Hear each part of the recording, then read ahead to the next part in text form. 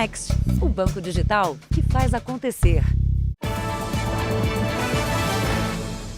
Boa noite. Boa noite. No dia seguinte às votações de primeiro turno, o presidente Jair Bolsonaro decidiu que vai buscar alianças nos estados de Minas Gerais e de São Paulo. O candidato à reeleição pelo PL passou a segunda-feira em reuniões para definir a estratégia da campanha no segundo turno. A segunda-feira após primeiro turno do candidato do PL, Jair Bolsonaro, foi de reuniões. O objetivo foi definir as estratégias e a agenda de viagens para os próximos dias. O presidente Jair Bolsonaro busca fazer alianças. O principal responsável por coordenar essa tarefa será o ministro Ciro Nogueira. Os primeiros a serem procurados são os governadores reeleitos do Rio de Janeiro, Cláudio Castro, e de Minas Gerais, Romeu Zema. O estado de Minas, onde ocorreu uma vitória apertada de Lula, é visto como fundamental para que Bolsonaro possa ser reconduzido ao Palácio do Planalto. Na entrevista, logo após a divulgação da apuração, Bolsonaro comemorou o resultado da disputa para o Congresso Nacional, onde os partidos de centro-direita fizeram ampla maioria e se mostrou confiante em uma vitória no segundo turno. Confiança total, até porque eu acho que se desmoralizou de vez os institutos de pesquisa. O Datafolha estava dando 51 a 30 e poucos, a diferença foi 4. Então, isso tudo ajuda a levar voto para o outro lado. Tá? Isso vai deixar de existir. O candidato do PT, Luiz Inácio Lula da Silva, também começou a semana em reuniões. Lula pretende se aproximar dos candidatos que ficaram de fora do segundo turno para tentar ampliar os apoios. Em um hotel de São Paulo, o candidato do PT, Luiz Inácio Lula da Silva, conversou com os presidentes dos partidos que fazem parte da coligação. Com os coordenadores de campanha, Lula discutiu os acertos e erros durante o primeiro turno. Desses encontros, deve ser definido o rumo daqui para frente. A estratégia agora para o segundo turno é tentar ampliar apoios.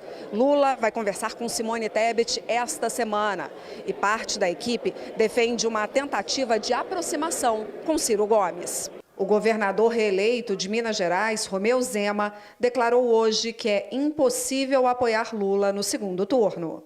Ontem, assim que a apuração dos votos terminou, Lula falou à imprensa. Nós vamos ter que viajar mais, vamos ter que fazer mais ato público, mais comício, mais debate, vamos ter que conversar mais com as pessoas e vamos ter que convencer a sociedade brasileira daquilo que nós estamos propondo. Eu acho que a nossa presidenta tem uma tarefa importante que vai conversar com as outras forças políticas que disputaram as eleições. Veja também, conservadores surpreendem nas votações nos estados e para o Congresso. Erros grosseiros abalam a credibilidade de pesquisas eleitorais. Líder do governo vai apresentar projeto para punir institutos que errarem previsões. Mercado reage com otimismo a resultado do primeiro turno. Governo prepara anúncio de 13º a mulheres que recebem o Auxílio Brasil. Chuva de granizo cobre de gelo rodovia de Minas Gerais.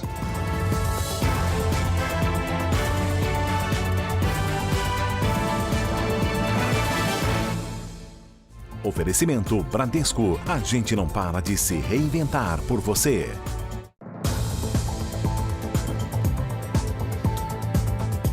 Em São Paulo, o maior colégio eleitoral do país vai ter segundo turno entre os candidatos Tarcísio de Freitas, do Republicanos, e Fernando Haddad, do PT.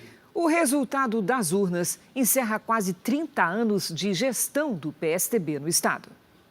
A apuração em São Paulo não foi tão rápida. A confirmação do segundo turno só veio depois das 8h30 da noite. Ao contrário do que apontavam as principais pesquisas eleitorais, que davam o candidato do PT em primeiro lugar nas intenções de voto, Tarcísio de Freitas, do Republicanos, liderou durante toda a apuração. Tarcísio obteve 42,32% dos votos válidos, seguido de Fernando Haddad, com 35,70%. Ainda durante a noite, os dois candidatos falaram com a imprensa. O campo progressista está no segundo turno. Isso não acontece há 20 anos e nós temos a melhor proposta para disputar esse segundo turno.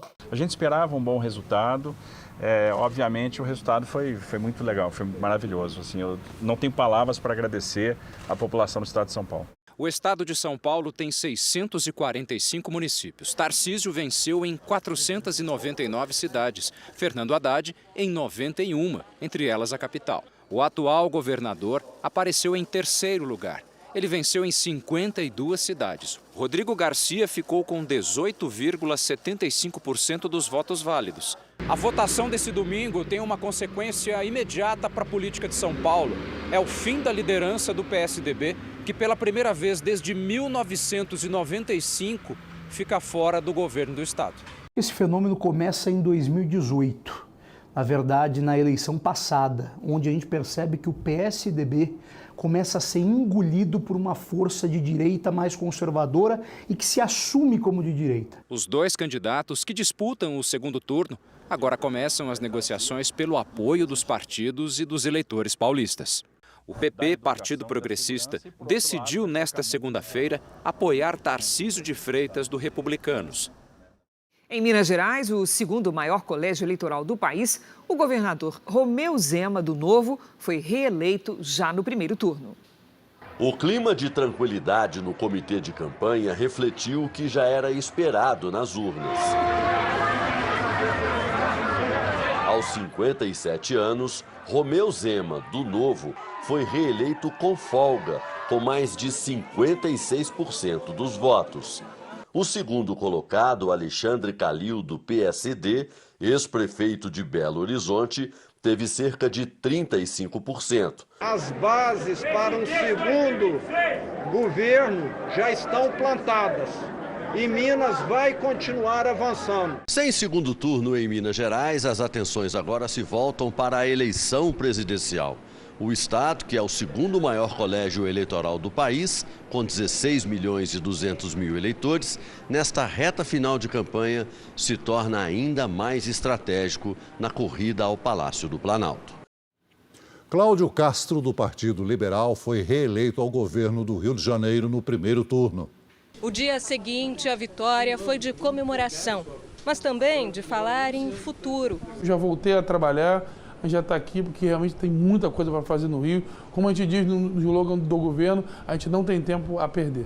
Ao contrário do que diziam as pesquisas, Cláudio Castro encerrou o primeiro turno com larga vantagem sobre o segundo colocado, Marcelo Freixo, do PSB. Ele teve 58,67% dos votos válidos, contra 27,38% do adversário. A confirmação da vitória veio antes mesmo de todas as urnas serem apuradas. Cláudio Castro terá pela primeira vez os 4 anos de mandato à frente do principal cargo do Executivo do Estado. Nas últimas eleições, ele foi o vice de Wilson Witzel e assumiu o cargo do Estado após impeachment do governador em abril de 2021. Cláudio Castro defendeu uma forte ofensiva contra a violência. Trabalhar para a pessoa ter segurança no sentido mais amplo da palavra segurança. Segurança de ter um emprego, segurança de ir e vir, segurança de não chover e cair tudo. Que a gente possa realmente dar uma vida digna para cada morador do Rio de Janeiro. Eleitores de 12 estados brasileiros vão voltar às urnas no próximo dia 30 para definir a disputa pelo governo estadual. No Sul, haverá segundo turno em Santa Catarina e no Rio Grande do Sul. No Sudeste, os eleitores do Espírito Santo e de São Paulo vão voltar às urnas. Na região Centro-Oeste, o embate vai ocorrer em Mato Grosso do Sul. No Nordeste, 5 estados terão o segundo turno: Paraíba, Pernambuco, Bahia, Alagoas e Sergipe. Já no norte do país, a disputa vai acontecer no Amazonas e em Rondônia. 5 ex-ministros do governo Bolsonaro foram eleitos senadores. O atual vice-presidente da República, Hamilton Mourão, também garantiu uma vaga no Senado. Se fosse pelas pesquisas, teria sido uma derrota meteórica. Mas o astronauta Marcos Pontes, do PL, superou as previsões e foi eleito senador por São Paulo com mais de 10 milhões de votos. O ex-ministro da Ciência e Tecnologia teve 49% do eleitorado. Não vou ficar focado na pesquisa, eu vou ficar focado nas pessoas. Eu continuei a fazer meu trabalho e teve o resultado que você viu aí, né? Que foi uma coisa muito boa. O ex-ministro Marcos Pontes não foi o único senador eleito ligado a Bolsonaro. A ex-ministra da Mulher, Família e Direitos Humanos, Damares Alves, foi eleita pelo Distrito Federal e o vice-presidente Hamilton Mourão pelo Rio Grande do Sul, todos com quase metade dos votos do eleitorado dessas regiões. Tanto Damares quanto Mourão são do Republicanos. A gente instaura aqui em Brasília um novo tempo. A política da proposta, da ideia, a política da boa vizinhança, a política do não ataque. Mostrou a intensidade do apoio da população gaúcha às nossas propostas e, em particular, vamos dizer assim, ao nosso governo, o governo do presidente Bolsonaro. Os ex-ministros Sérgio Moro, do União Brasil, Tereza Cristina, do PP, e Rogério Marinho, do PL, também foram eleitos para o Senado. Moro recebeu 33% dos votos no Paraná. Tereza Cristina ganhou a disputa no Mato Grosso do Sul, com 60% do eleitorado. E no Rio Grande do Norte, Rogério Marinho teve 41% dos votos. Jorge Seife Júnior, ex-secretário da Pesca, foi eleito senador pelo PL em Santa Catarina, com 39% dos votos. Quem venceu a eleição com o maior percentual de votos no país foi Camilo Santana, do PT. Ele conquistou 69% do eleitorado no Ceará. Minha gratidão será eterna. A humildade venceu a prepotência no Ceará. Veja a seguir. Chuva forte de granizo assusta motoristas em rodovia mineira. E também o fiasco das pesquisas eleitorais. Como os institutos explicam os erros grosseiros nessas eleições.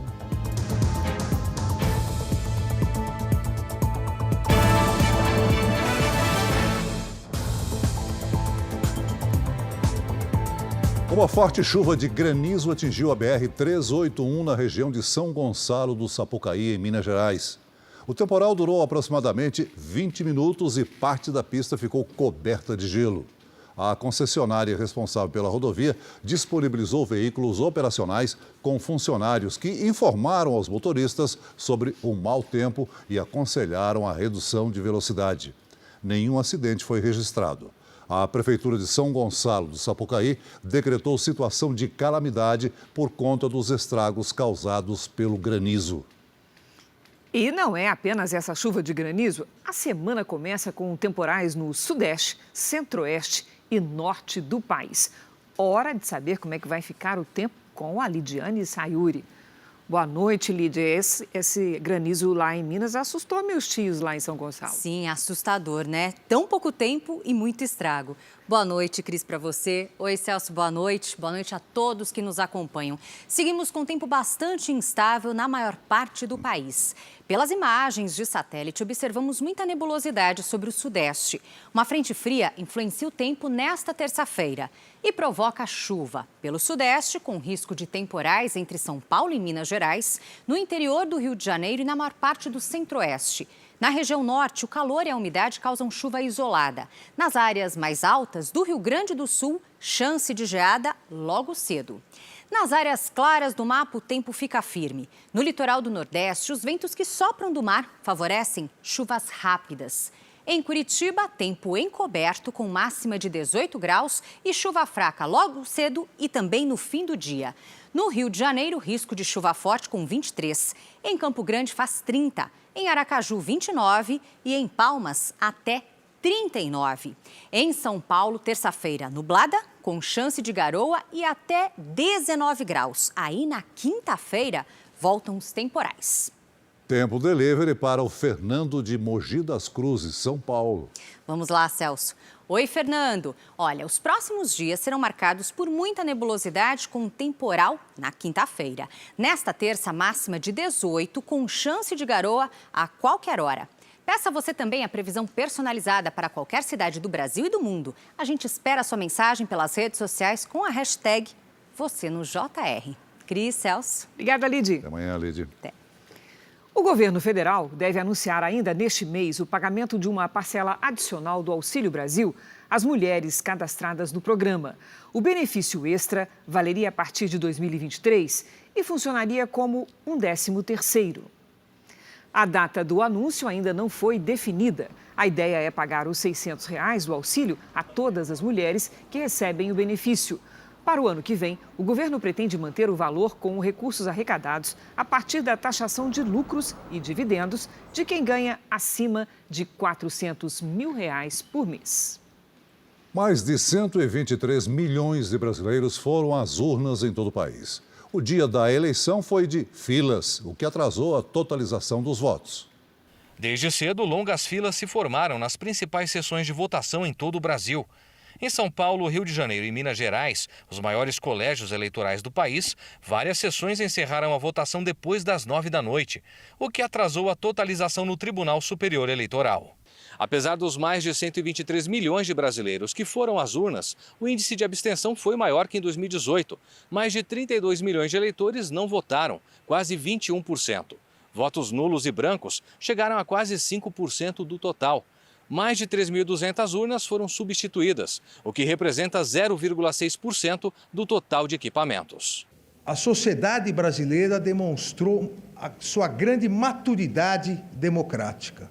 As eleitoras e os eleitores se dirigiram às sessões eleitorais, votaram, escolheram os seus candidatos em absoluta paz e absoluta segurança. As entidades fiscalizadoras, como Forças Armadas e Tribunal de Contas da União, acompanharam os testes de integridade e não apontaram irregularidades. O Tribunal de Contas da União já entregou ao Tribunal Superior Eleitoral o parecer sobre 540 urnas. Outro relatório com apuração sobre mais de 4.000 urnas será produzido até novembro. A Operação Eleições 2022, coordenada pelo Ministério da Justiça, registrou 1.378 crimes eleitorais, com 352 prisões.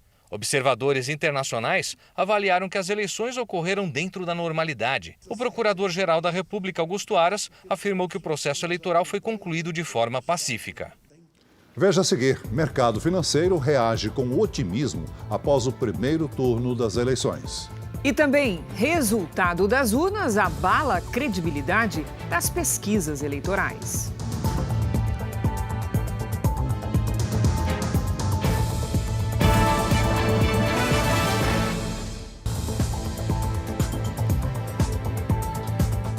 32 crianças estão entre as vítimas da briga entre torcedores de futebol na Indonésia. Ao todo, 125 pessoas morreram. A confusão aconteceu na noite de sábado, depois que torcedores invadiram o gramado do estádio após a derrota de um dos times. A polícia disparou bombas de gás, o que provocou correria nas arquibancadas. Segundo autoridades, muitas vítimas morreram pisoteadas ou até mesmo asfixiadas. O chefe da polícia da região deixou o cargo e 9 agentes foram suspensos. Na Ucrânia, forças militares recuperaram regiões das áreas anexadas na semana passada pela Rússia. Em Kherson, forças ucranianas assumiram o controle de assentamentos. Já em Donetsk, a cidade de Liman foi reconquistada no domingo. Hoje, o ministro das Finanças russo anunciou que vai usar parte do orçamento do país para apoiar as regiões anexadas. Mas o total de recursos não foi divulgado. Um cientista sueco venceu hoje o Prêmio Nobel de Medicina.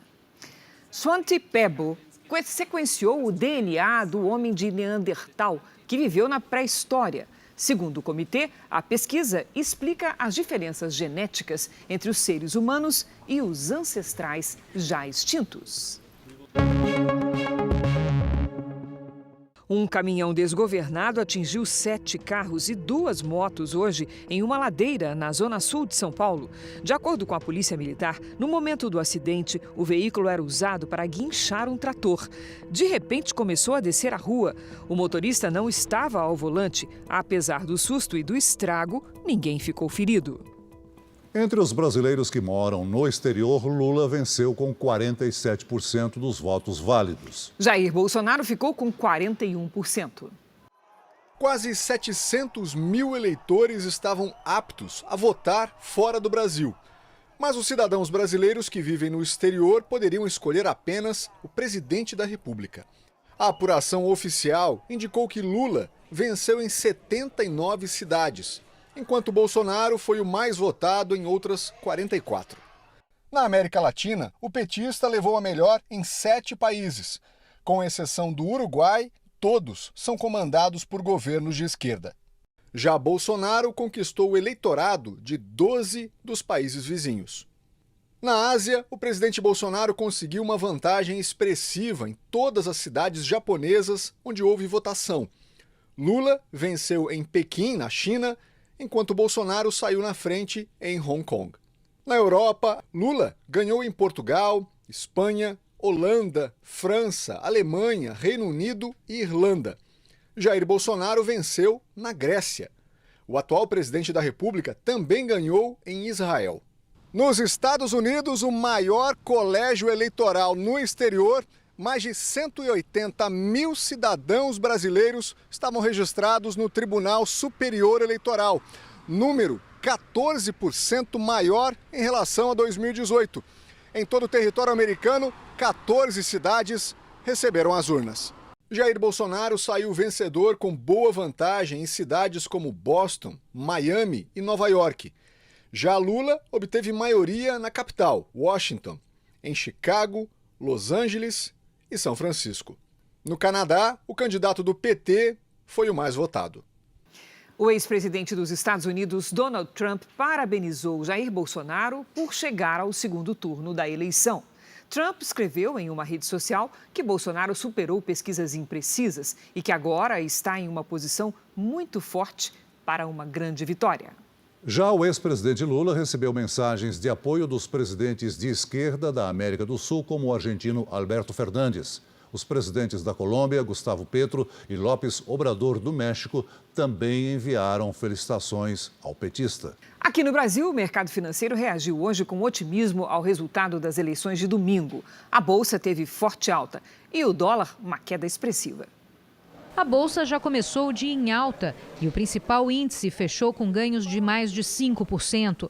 As altas nas ações da Petrobras e do Banco do Brasil tiveram destaque no pregão de hoje.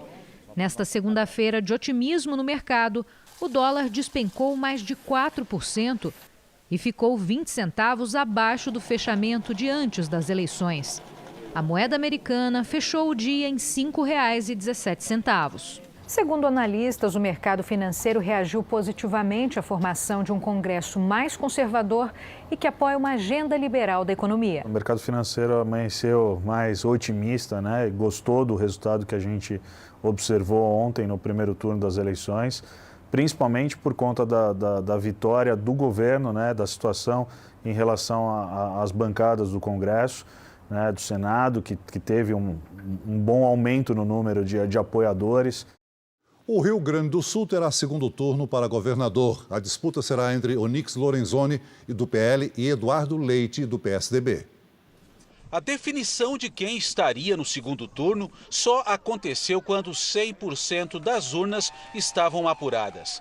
Enquanto Onyx Lorenzoni, do PL, obteve 37,5% dos votos, o ex-governador do estado, Eduardo Leite, disputou voto a voto a vaga com Edgar Preto, do PT. Menos de 2.500 votos separaram os dois. Leite obteve 26,81% e Edgar Preto, 26,77%. O resultado do primeiro turno foi bem diferente do que apontavam as pesquisas que colocavam Leite e não Onyx como o primeiro colocado. Os candidatos começam agora a articular estratégias para o segundo turno. Eduardo Leite garante que haverá diálogo para conquistar apoio político, enquanto Onyx Lorenzoni contará com a força do presidente Jair Bolsonaro para se fortalecer em solo gaúcho. Ex-ministro do governo Bolsonaro, Onyx Lorenzoni está no 5º mandato como deputado federal. Nós trouxemos a verdade para o Rio Grande do Sul. Nós não vamos perder o rumo. Nós vamos manter o nosso norte. Superamos, fazendo uma analogia com o futebol, a fase de classificação. Nós vamos para as finais. Hoje de manhã, o candidato tucano afirmou que aceita negociar um apoio do PT no segundo turno. Diálogo é algo que exige duas partes, senão é monólogo, né? Então, da nossa parte, haverá disposição de conversar. Eu espero que haja da parte deles também. Lá na região sul, em Santa Catarina, também vai ter segundo turno. Já no Paraná, Ratinho Júnior foi reeleito. O atual governador paranaense do PSD segue no cargo por mais 4 anos. Ratinho Júnior conquistou mais de 4 milhões de votos, o que equivale a 69% dos votos válidos. O Paraná apresentou os resultados que foram exemplo para o Brasil. O estado mais sustentável do país, o maior programa de casa própria do país. Já o próximo governador de Santa Catarina será definido no dia 30 de outubro.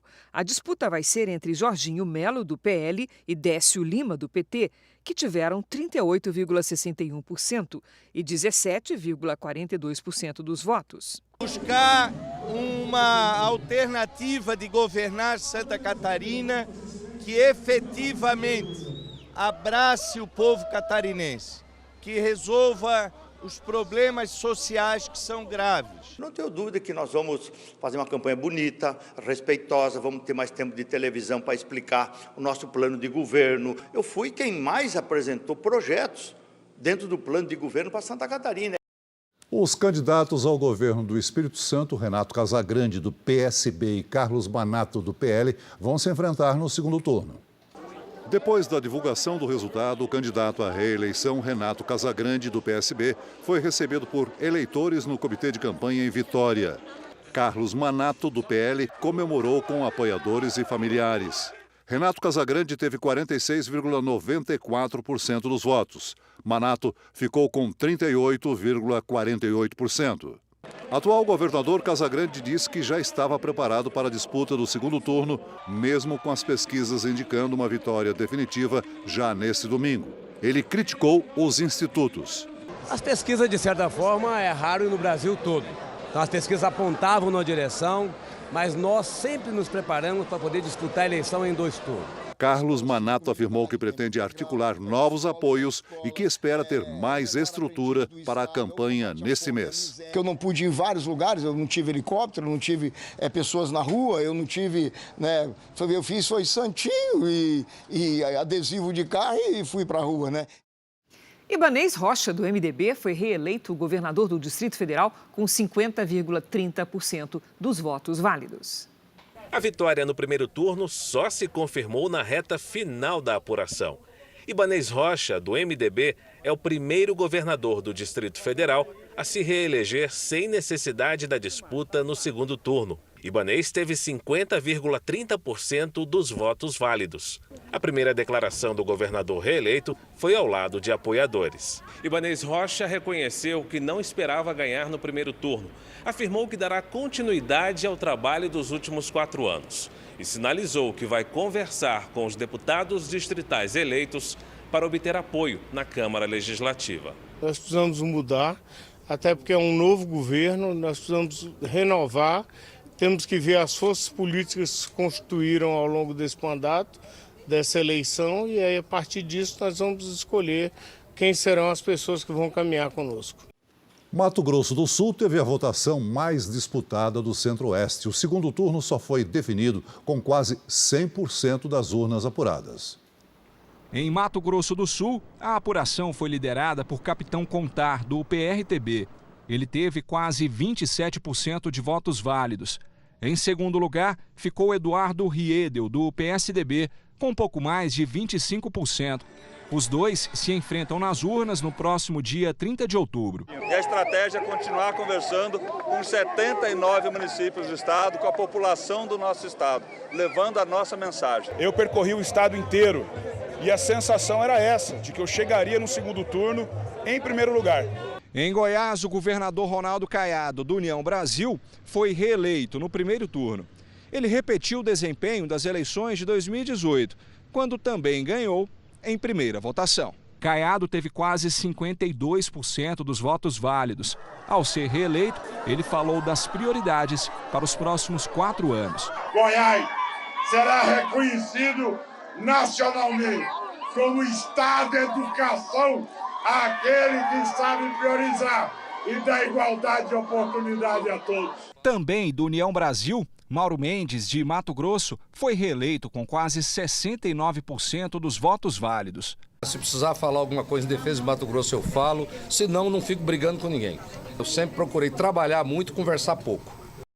Na Bahia, a disputa vai para o segundo turno pela primeira vez em 28 anos. Será entre Jerônimo Rodrigues, do PT, e ACM Neto, do União Brasil. Quase 9 milhões de eleitores foram às urnas em todo o estado. Com o horário de votação encerrado, os olhares se voltaram para os dois principais candidatos. Jerônimo Rodrigues, do PT, ex-secretário de Educação da Bahia, e ACM Neto, do União Brasil, ex-prefeito de Salvador por 2 mandatos. Ele acompanhou a apuração com a família na casa dos pais. Já Jerônimo reuniu apoiadores no Palácio de Ondina, residência oficial do governador Rui Costa. O resultado na Bahia surpreendeu. Só depois de 99% das urnas apuradas foi confirmado o segundo turno. Há 28 anos que as eleições para o governo estadual eram decididas no primeiro turno. E o que se viu nas urnas foi bem diferente do que mostraram as pesquisas. Jerônimo, que aparecia em segundo lugar antes da votação, ficou na frente com 49% dos votos. E ACM Neto, o segundo mais votado, teve 40,8%. A energia é a mesma. Se brincar, ela tá maior do que foi no primeiro turno, porque a gente sabe que nós temos uma responsabilidade de continuar cuidando da Bahia. A soma dos votos daqueles que desejam mudança, daqueles que não querem a manutenção dos que nos governam há 16 anos, representa a maioria. Além da Bahia, outros 4 dos 9 estados do Nordeste vão ter segundo turno para eleger o governador. Paulo Dantas, do MDB, e Rodrigo Cunha, do União Brasil, seguem na disputa pelo governo de Alagoas. Dantas obteve 46,64% dos votos, enquanto Cunha ficou com 26,79%. Agradecer, fomos muito bem recebidos, uma campanha verdadeira, uma campanha sem fake news, uma campanha apresentando projetos e trabalho por Alagoas. Eu quero agradecer demais ao povo alagoano por mais uma vez acreditar no Rodrigo Cunha, onde todos conhecem a minha história, sabe que é uma história extremamente diferenciada, é uma história de superação. Na Paraíba, o segundo turno será entre João Azevedo, do PSB, e Pedro Cunha Lima, do PSDB. Azevedo teve 39,65% dos votos e Pedro, 23,9%. Nós vamos continuar fazendo uma campanha limpa, uma campanha que é propositiva, uma campanha que é baseada em projetos e propostas, jamais tentando destruir perfil, história de quem quer que seja. Agradecimento. Num instante em que tanta gente desacredita da política, despertar um sentimento de esperança tem um significado relevante. A eleição estadual também continua em Pernambuco, onde Marília Arraes, do Solidariedade, foi escolhida por 23,97% dos eleitores e Raquel Lira, do PSDB, por 20,58%. Segundo turno também em Sergipe, Rogério Carvalho, do PT, e Fábio, do PSD, avançaram. O petista com 44,7% e Fábio com 38,91%. 2 governadores foram reeleitos e 2 eleitos no primeiro turno. No Ceará, Eumano de Freitas, do PT, se elegeu com 54,02% dos votos. Agradecer ao povo do Ceará por esse resultado absolutamente extraordinário, a meu ver, de reconhecimento de tudo que tem sido feito no Ceará nos últimos anos. Rafael Fonteles, do PT, recebeu 57,17% dos votos e está eleito no Piauí. É muita felicidade, muita gratidão a Deus, que é responsável por tudo, e ao povo do Piauí por confiar um jovem, marinheiro de primeira viagem, uma votação nessa magnitude. Fátima Bezerra, do PT, foi reeleita governadora do Rio Grande do Norte. Ela obteve 58,31% dos votos. Reeleição também no Maranhão, onde Carlos Brandão, do PSB, recebeu o voto de 51,29% dos eleitores. O governador Helder Barbalho, do MDB, foi reeleito com larga vantagem no Pará. Barbalho recebeu mais de 70% dos votos. O principal adversário dele, Zequinha Marinho, do PL, alcançou 27%. Depois de divulgado o resultado da eleição, o governador Helder Barbalho e a família vieram aqui para este palco na região central de Belém. Aqui foi feita a festa da vitória junto com milhares de apoiadores. Essa foi a primeira vez na história do Pará que um governador venceu a eleição no primeiro turno. Para o governador de 43 anos, a eleição em primeiro turno significa que a população acredita na gestão do MDB para melhorar a vida dos paraenses. Se por um lado a mensagem é: nós acreditamos no projeto, nós aprovamos o projeto, mas por outro lado a população manda uma mensagem de dizer: olha, nós estamos confiando em ti fazer muito mais pelo Pará. Em outros 4 estados da região norte, as eleições para governador também foram decididas no primeiro turno. Vanderlei Barbosa, do Republicanos, foi reeleito no Tocantins com mais de 58% dos votos. Ele assumiu o governo em outubro do ano passado, quando o Superior Tribunal de Justiça decidiu afastar o governador Mauro Carlessi.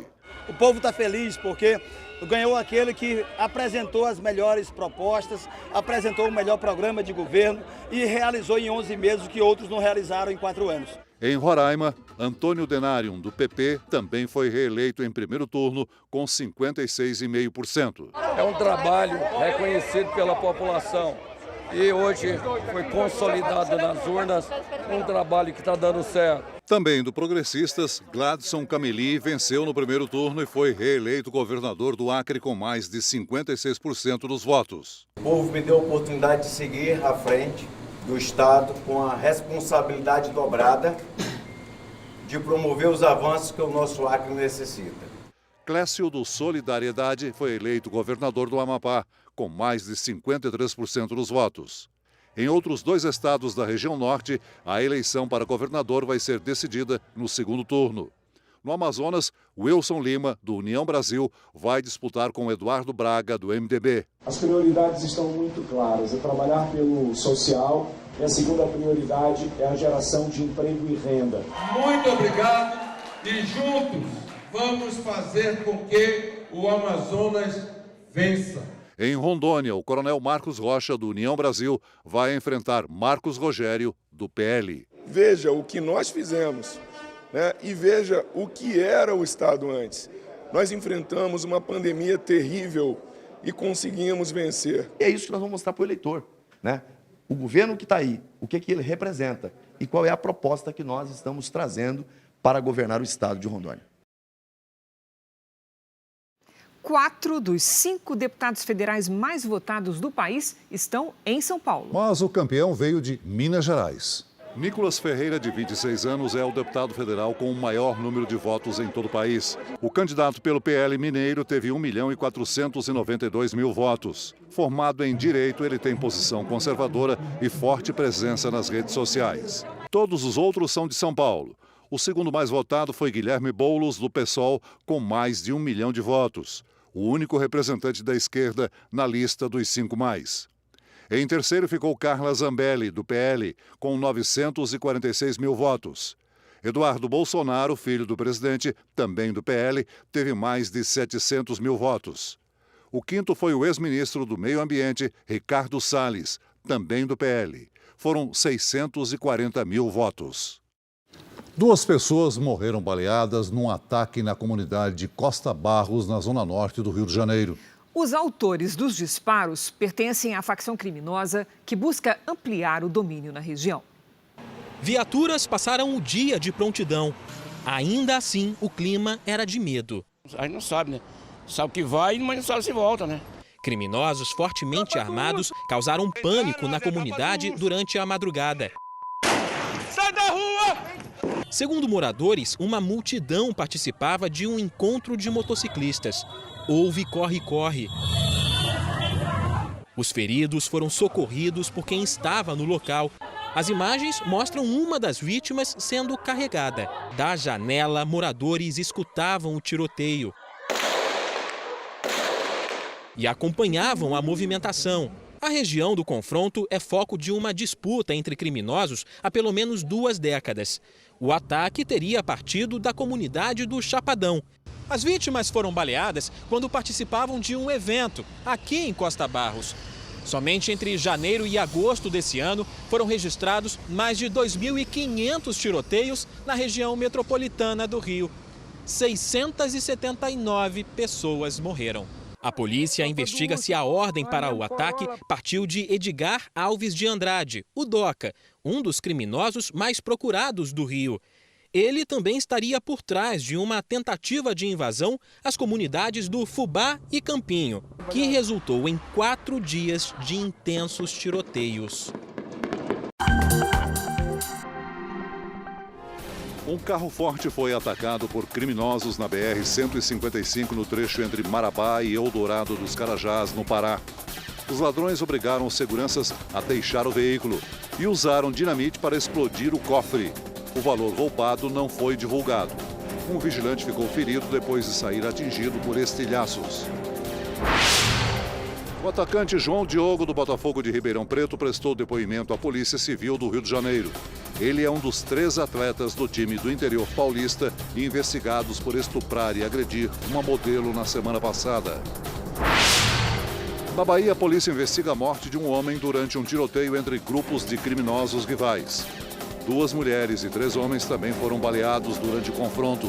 Uma outra mulher atropelada foi levada para um hospital. Já se passaram 24 horas desde que os resultados das eleições foram confirmados. E o brasileiro ainda se pergunta, por que tantos erros nas pesquisas? O Jornal da Record foi ouvir especialistas para tentar entender o motivo do fiasco dos institutos de pesquisas eleitorais.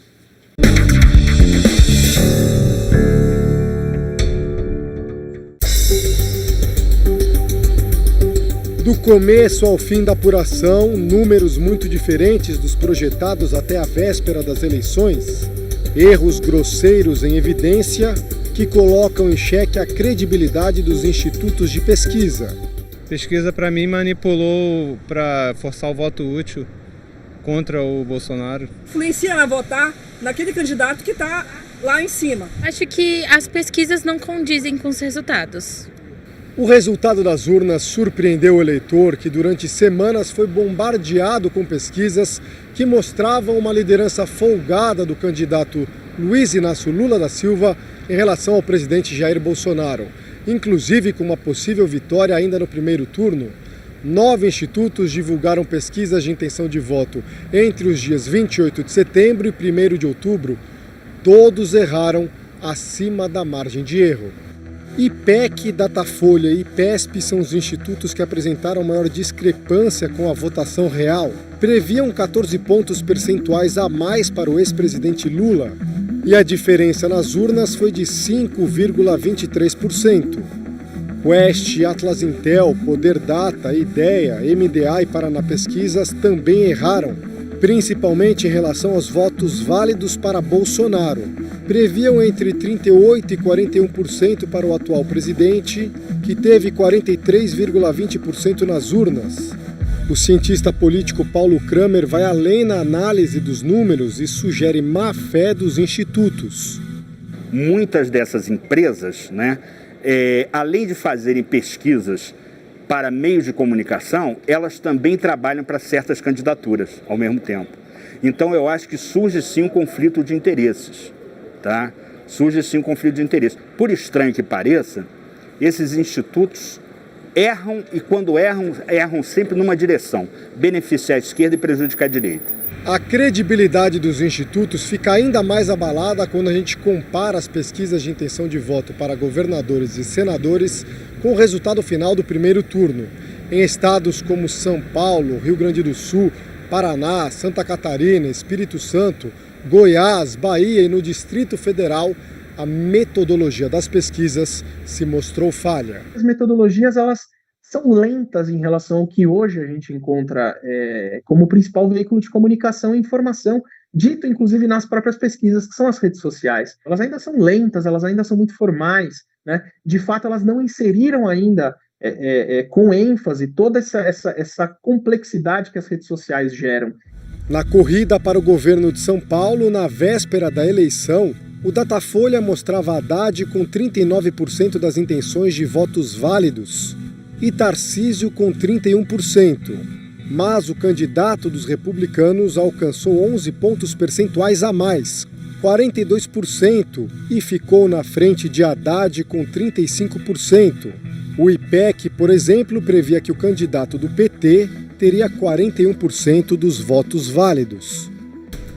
O Datafolha errou feio também na disputa ao Senado em São Paulo. As pesquisas mostraram Márcio França com 45% das intenções de voto contra 31% de Marcos Pontes. Nas urnas, o ex-ministro da Ciência e Tecnologia teve 49,68%, 18 pontos a mais. Já o candidato do PSB, que aparecia em primeiro, ficou em segundo com 36,27%. Além de metodologias falhas e ultrapassadas, este sociólogo aponta uma falta de olhar mais atento para os institutos. Para ele, todos deveriam passar por uma fiscalização mais rigorosa. Os institutos deveriam ter registro no Conselho Federal de Estatística, deveriam talvez ser todos filiados à Associação Brasileira das Empresas de Pesquisa, ABEP, para que você tivesse órgãos de regulamentação que pudesse cobrar dos institutos também, que tivesse um código de ética e uma atuação mais honesta nas eleições. No Rio Grande do Sul, as pesquisas mostravam o atual governador Eduardo Leite com 10% a mais que o candidato do PL, Onyx Lorenzoni. A votação mostrou que o ex-ministro de Bolsonaro, na verdade, terminou o primeiro turno com 37,5% contra 26,8% de Leite. Na disputa ao Senado, o vice-presidente Hamilton Mourão, segundo o IPEC, ficaria em segundo, com 28% dos votos. Mas ele foi eleito com 44% dos votos válidos. Em Goiás, o candidato eleito ao Senado, Wilder Moraes, estava em quarto lugar nas pesquisas. No Paraná, o senador Álvaro Dias era líder das pesquisas de intenção de votos para o Senado e terminou em terceiro. A pesquisa passou a ser um jogador a partir de agora e não só um juiz que eventualmente olha para cada um dos lados e diz qual que é a distância entre os candidatos. Líder do governo na Câmara, o deputado Ricardo Barros afirmou hoje que pretende apresentar um projeto de lei para punir institutos de pesquisa que errarem resultados de eleição. A pena sugerida de multa e até prisão dos responsáveis. Então nós vamos pôr uma mão pesada nessas pessoas, que eles tenham uma condição de poder fazer pesquisas verídicas, né, que reflitam ao momento da urna. Se eles perceberem que tem estabilidade, então não publica a pesquisa, não engana o eleitor. Tantos erros no primeiro turno das eleições deixam no ar uma suspeita perigosa. Esses erros, eles são culposos, quer dizer, não intencionais, fruto apenas da incompetência de quem fez a pesquisa, ou são dolosos, isto é, intencionais, propositados, com o intuito de desorientar o eleitor, tá certo? E influenciar o seu comportamento na urna. Procurado, o Instituto Datafolha informou que Bolsonaro recebeu voto útil na última hora e que a movimentação nas horas finais da campanha ajuda a explicar a diferença do último Datafolha para o resultado das urnas. Já o IPEC argumentou que segue o Código de Ética e que as pesquisas eleitorais medem a intenção de voto no momento em que são feitas. Quando realizadas continuamente, são capazes de apontar tendências, mas não conseguem prever o número exato de votos que cada candidato terá. Essa edição termina aqui e à 00:30 tem mais Jornal da Record. Fique agora com Reis. E logo após Amor Sem Igual, tem Prova de Fogo em A Fazenda. Ótima noite para você. Boa noite.